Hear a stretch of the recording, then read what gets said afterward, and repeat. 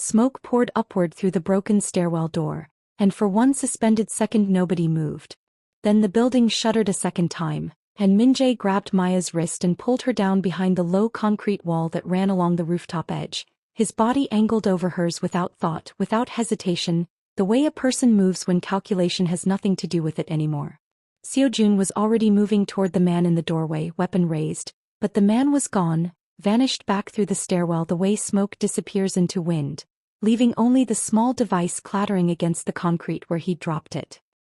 "He's not going to detonate anything else," Min-jae said, low, controlled, though his hand had not left Maya's arm. "That explosion wasn't meant to kill us. It was meant to clear the building. Get everyone out, get us alone." "Why?" Maya breathed. "Because what he wants isn't to end this tonight," Seo-jun said, crouching beside them now, blood drying at his lip, eyes scanning the rooftop's edges with a focus Maya had never seen from him before. "He wants to watch it happen. Whoever sent him has been waiting 10 years for exactly this moment." Below them, sirens were beginning, distant but climbing closer. Maya pressed her palm flat against the concrete, trying to steady a world that no longer made sense. "Someone needs to explain this to me. Right now. Not in pieces. Not in half sentences. All of it." Min-jae and Seo-jun looked at each other over her head, and something passed between them that was not quite a truce and not quite trust, but close enough to function. "Not here," Min-jae said. "Not with sirens coming." They moved. What followed was a blur of motion Maya would only fully piece together later. A black car waiting 2 streets over, Seo-jun driving faster than seemed survivable through narrow Seoul alleys while Min-jae sat in the back beside her, his jacket draped over her shoulders without either of them acknowledging the gesture, his hand resting near hers on the seat without quite touching it. They ended up at a tea house in Bukshan that Maya would never have found on her own, tucked behind a wall of hanok rooftops, the kind of place that existed for people who needed somewhere the city couldn't see them. An older woman let them in without a word, took one look at the 3 of them and disappeared into a back room, returning with tea and bandages and nothing resembling a question. It was Min-jae who finally spoke, once the door was closed, once Maya was seated across from both men with a cup of tea growing cold in her hands. 12 years ago, he said, there was one family. Not 2. But my father and Seo-jun's father were brothers in everything but blood, business partners who built something together from nothing. And above them both was a man named Junho Baek, the one who actually held the empire together. The one who made the rules both families still follow without knowing where they came from. "My grandfather," Maya said quietly. It was not a question. Something in her had already known, had known since the rooftop, had perhaps known for longer than that without letting herself look directly at it. Seo-jun nodded slowly. Junho Baek had one daughter. She fell in love with a foreign businessman, an American, and Baek disowned her for it, publicly, completely. She left Korea and never came back. The official story, the one both our families have repeated for 12 years, is that she died in an accident overseas not long after. "But that's not true," Maya said. "No," Min-jae said. "She didn't die. She disappeared because Baek's own partners turned on him before she ever left the country. They wanted his empire without him in it. They staged a betrayal that split the organization in 2, blamed each half on the other, and erased Baek so thoroughly that even his own daughter believed the official story by the time she left." Maya's hands had gone still around the teacup. "My mother. Sandra Cole," Seo-jun said, and the gentleness in his voice surprised her more than the words themselves. "We didn't know until tonight. Neither of us did. We only knew there had always been a missing piece, a reason the betrayal never made sense, a reason both our fathers spent the rest of their lives suspicious of each other instead of grieving a friend who should have still been alive." "The drive," Maya said. "What's actually on it?" Min-jae's jaw tightened. "Financial records proving the betrayal was staged. Proof that the men who currently sit at the top of both organizations, men we have spent our lives trusting, men who raised us after our fathers died, orchestrated the entire collapse to seize power for themselves. And proof of your grandfather's true bloodline, which under the original family charter, the one written before any of this happened, makes you the rightful heir to everything both empires became." The tea house was silent except for the distant hush of rain beginning outside. "I don't want an empire," Maya said finally. "I want my life back. I want to understand why two men I barely knew 3 weeks ago just nearly died for me on a rooftop. That's the part neither of us can answer easily, Seo-jun said, and for the first time, the charm in his voice had fully dropped away, leaving something raw underneath it. Because I didn't go up there because of some decade-old bloodline. I went up there because the thought of losing you scared me more than anything has in years. Min-jae did not look away from her. Neither did I. Maya felt something crack open in her chest, something she had been holding shut since the gala, since the corridor, since every quiet moment that had built toward this one without her fully letting herself feel it. You both have spent weeks circling me like I was something to win. I need you to understand that I am not a prize sitting at the center of whatever this turns out to be. Whatever I decide to do next, it has to be my decision. Not yours. Not some 12-year-old grudge neither of you actually started. Neither man argued. That, more than anything, told her how much had already changed. The man who attacked them on the rooftop had a name, Min-jae explained once the silence had settled, dropping it like a stone into still water. Director Hwang. Officially, the head of logistics for the unified council that quietly oversaw both organizations' shared interests. A man who had occupied that position for 11 years, trusted implicitly, present at every major decision either family had made since the supposed betrayal. He's the one who orchestrated it, Seo-jun said. He spent over a decade making sure neither family looked too closely at the past. And tonight when the drive surfaced he panicked because the truth doesn't just expose what he did to your grandfather. It exposes that he's been quietly draining both organizations for years, using the manufactured rivalry as cover. So why try to destroy the proof instead of just taking it from me quietly? Maya asked. Because he already knows copies exist now, Min-jae said grimly. He said so himself on the rooftop. The explosion wasn't to silence you. It was to start a war he thinks he can survive and we can't by making it look like one of our organizations attacked the other. If Seoul's underworld believes Chang and Han forces clash tonight, he gets exactly what he's always wanted. Two empires destroying each other while he walks away with what's left. It was Jin-ah reached by frantic phone call an hour later, who arrived at the tea house breathless and furious and immediately wrapped Maya in a hug so tight it nearly knocked the wind from her. I'd love to know where you're watching from today, she said into Maya's shoulder, except it wasn't really to Maya at all. It was the kind of thing Jin-ah said when she didn't know what else to say, half joke, half genuine warmth, the sort of reflex that made Maya laugh despite everything. And if you made it back to part 2 of your own life story, thank you for sticking around. Genuinely. If stories like this one are your thing, Soul Stories by Timmy is where you want to be. That's not even funny, Maya said, laughing anyway, the sound cracking slightly with everything underneath it. It's a little funny, Jin-ah said, pulling back to look at her properly, eyes scanning for injuries with the practiced worry of someone who had clearly imagined far worse on the drive over. You're alive. You're apparently descended from a Mafia king. Forgive me if I'm processing this with humor instead of dignity. Over the following 2 days, Maya did something neither Min-jae nor Seo-jun expected. She stopped waiting for either of them to fix things. She went to the auction house herself and quietly pulled records on every donor and silent partner connected to both organizations' legitimate business fronts. The kind of paper trail her job had trained her to read fluently long before she ever knew it would matter. She found 3 shell companies tied to Director Hwang that neither Min-jae's nor Seo-jun's people had ever flagged, because nobody had thought to look at a man they trusted. She brought the findings to both of them together, in Min-jae's private office this time, a room Maya noted was sparse and deliberate in a way that told her more about him than anything he'd said aloud. You two have spent 12 years investigating each other, she said, spreading the documents across his desk. Meanwhile, the man who actually destroyed your families has been sitting in plain sight collecting interest on the damage. I'm not telling you this because I want either of you to handle it for me. I'm telling you because I want to be in the room when it gets handled.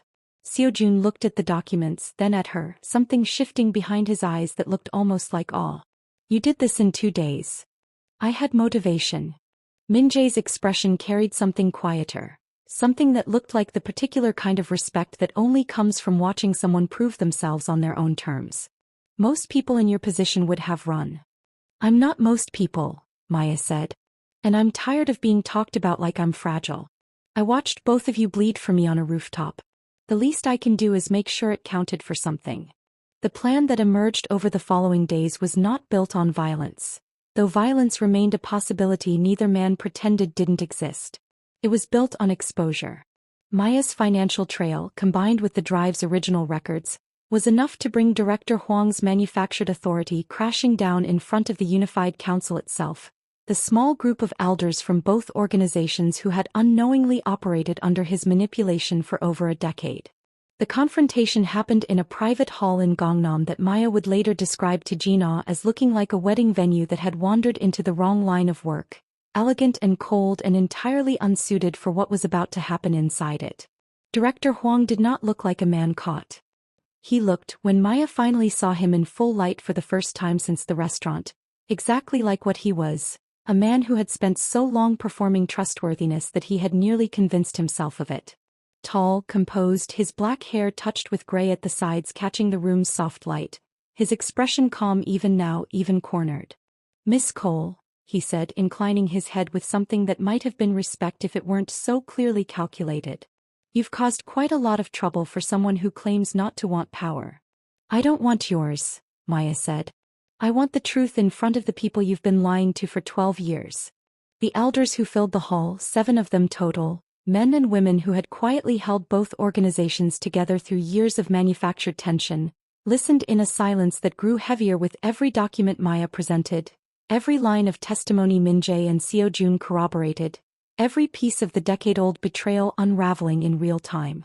Huang's composure did not break until the very end, when Maya placed the final piece on the table, an old photograph recovered from the drive showing her grandfather, her mother as a young girl, and a younger version of Huang himself standing just behind them, his hand resting on Junho Baek's shoulder in a gesture that had once apparently meant something like loyalty.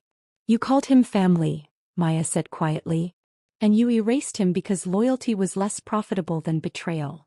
Something in Huang's face finally cracked, not into remorse, but into the particular fury of a man who had spent 12 years believing he would never be caught. "Your grandfather built something extraordinary and then nearly threw it away for love. I simply made sure it didn't go to waste." "He didn't throw it away," Maya said. "You stole it. There's a difference and everyone in this room finally knows it." The elder's verdict, delivered with the kind of quiet, devastating finality that Maya was beginning to understand defined this entire world, stripped Huang of every title and asset within the hour.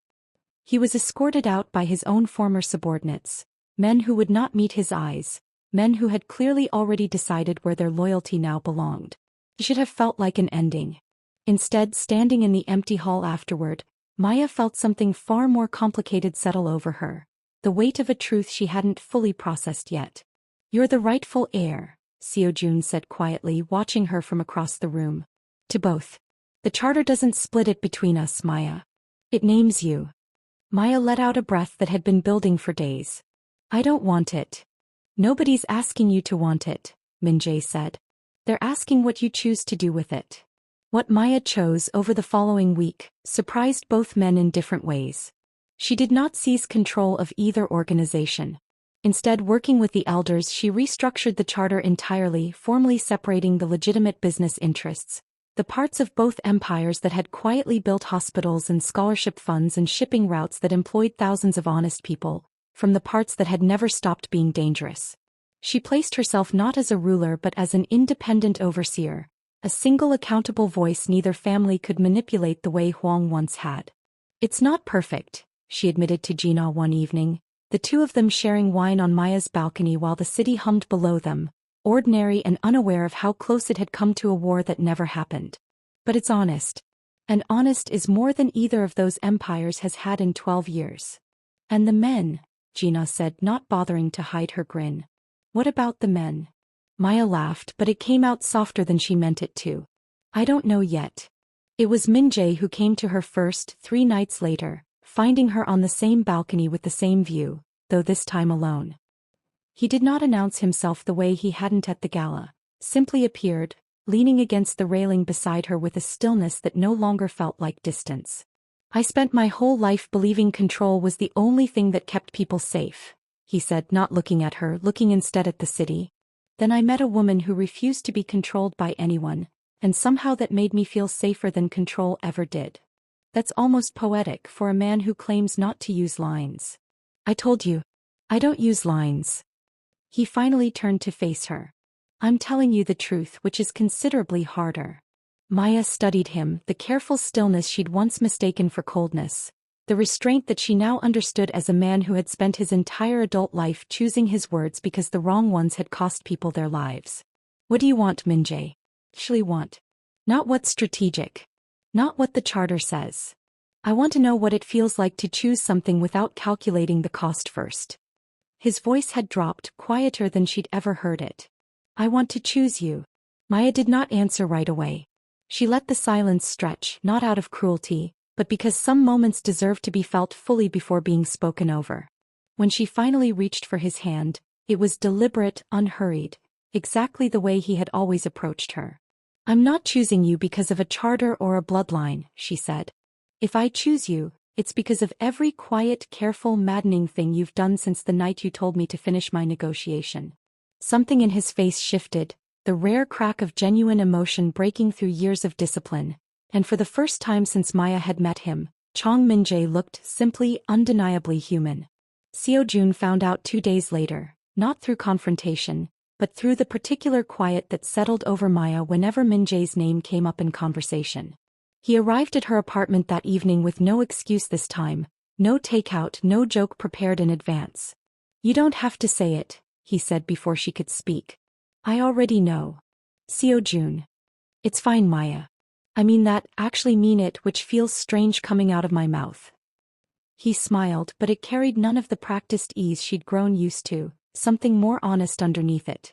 I spent my whole life learning that if I made people laugh, they'd never look too closely at what hurt. You looked closely anyway. That's rare. That mattered more than I think I let myself admit. You deserve someone who sees all of you, Maya said gently. Not just the parts you're brave enough to show. Maybe. He looked at her for a long moment, something complicated passing behind his eyes, grief and gratitude tangled together in a way that felt entirely earned. For what it's worth, watching you take that haul apart piece by piece without raising your voice once, that was the moment I knew you never needed either of us to save you. You were always the one doing the saving. He left without drama, without the dramatic exit a lesser version of this story might have written for him.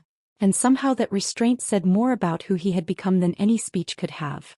3 months later, Maya stood in the renovated lobby of what had once been Director Huang's headquarters, now repurposed as the administrative center for the foundation she'd built from the wreckage of 2 empires, the Beck Initiative, named openly and unapologetically after the grandfather history had tried to erase. Sunlight poured through windows that had once been tinted to keep prying eyes out, and the building hummed now with the ordinary hopeful noise of people doing honest work. Min-jae found her there most evenings, no longer hovering at the edges of rooms but standing beside her, his presence no longer something the world rearranged around in fear, but something it had slowly, carefully learned to trust. Seo-jun visited too, less often, but enough that Maya understood the friendship between them had survived everything, transformed into something steadier than either of them had expected.